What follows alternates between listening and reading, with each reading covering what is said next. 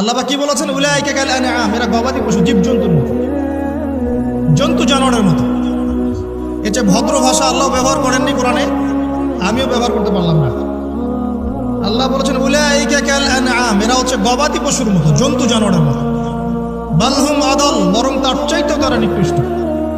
ওয়া উলাইকা হুমুল গাফিলুন, এরা হচ্ছে গাফেল সম্প্রদায়।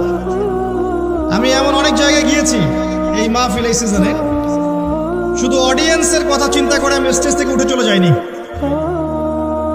কারণ আপনারা এসেছেন দিনের কথা শুনতে এবং দীর্ঘ সময় ধরে অপেক্ষা করছেন যে ভালো কিছু শুনবেন, বাসায় চলে যাবেন দিনের কিছু জ্ঞান নিয়ে।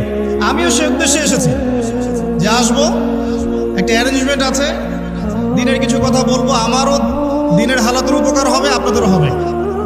দিনের কিছু কথা প্রচার হবে, প্রসার হবে, আমার ইমান আমার তাজা হবে, আপনাদেরও হবে। এছাড়া আমার কোনো উদ্দেশ্য ছিল না বা নাইও।